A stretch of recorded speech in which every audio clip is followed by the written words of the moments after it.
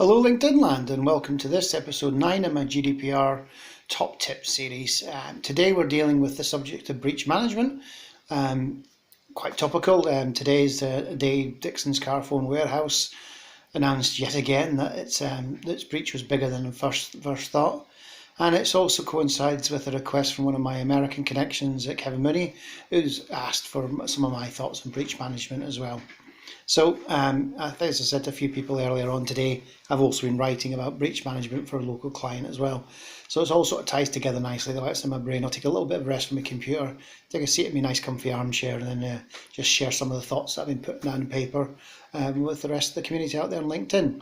So the first thing is breaches are more than cyber. Stuart Twynham, I think, put up the other day a really nice sort of post about it's only like 1 in 6 breaches are actually cyber related, but every breach is a breach, so you just got to bear that in mind. Cyber catches the headlines, dark internety webby thingies make great copy, but they don't really make your life any easier as a privacy professional. So that's what we're going to think about. We've got to think about breach management.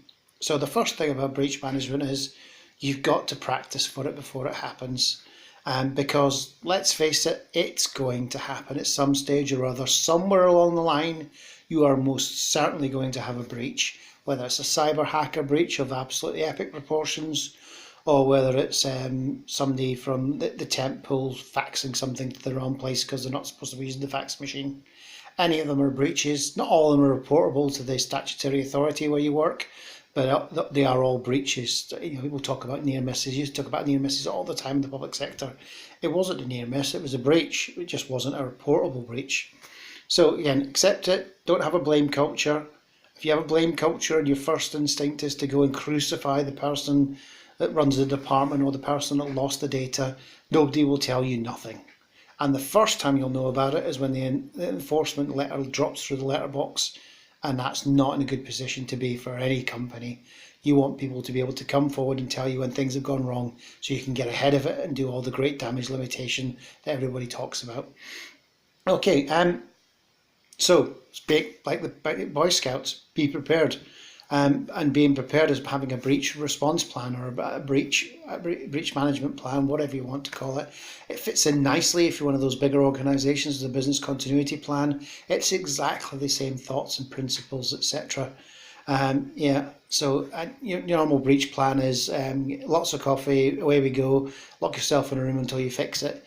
That might be okay, but you need to think about getting things a bit more structured and a bit more in place about that.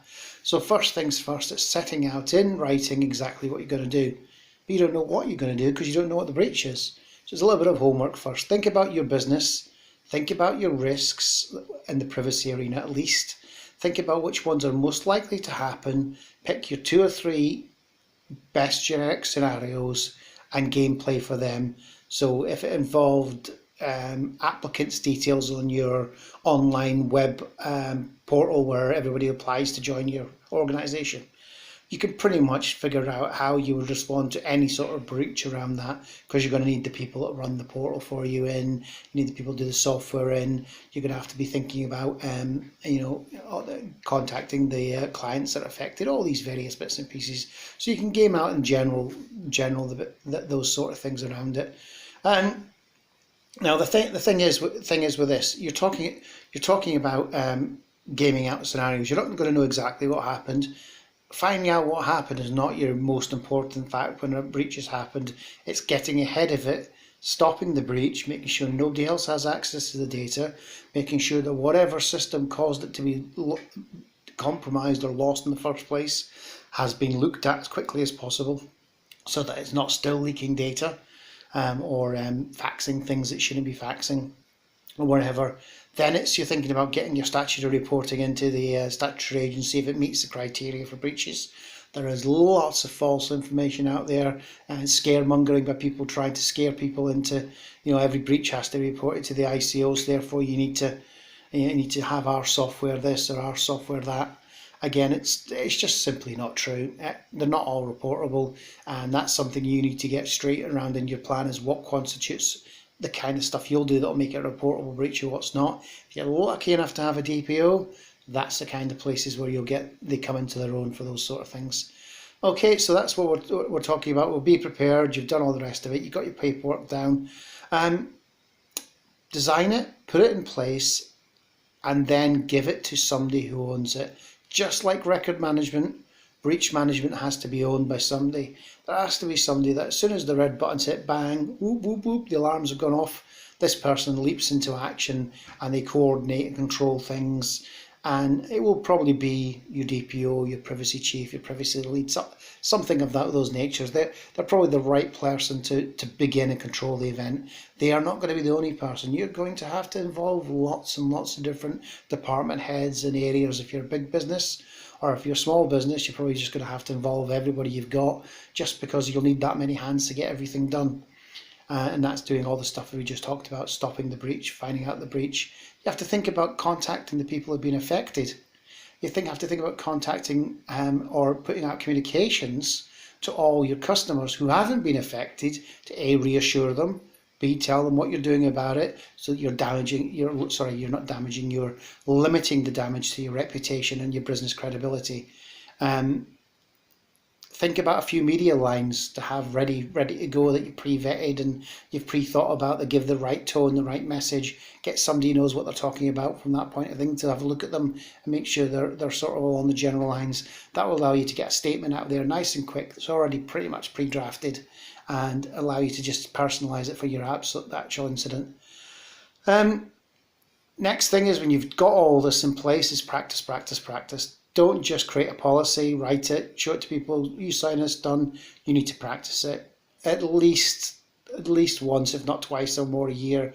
You need to run a breach exercise to make sure that all the bits of your organisation, just like you would do your business continuity plan, are going to work correctly. That everybody knows who to phone, everybody knows what to do, and all the rest of it. So again, that's the moving through this. And the final section I've got in the plan that I've written today is be honest. And that is not based on GDPR, it's not based on the law, that's based upon me as a person and me as a privacy practitioner. I honestly believe that in this particular case, honesty is your best policy, because if you try to cover things up, to downplay them, to minimise them, to make it look better for yourself, it will come back and bite you badly at some stage in the future, especially if it's investigated by a statutory authority and they come poking in to see what's happened and all the rest of it.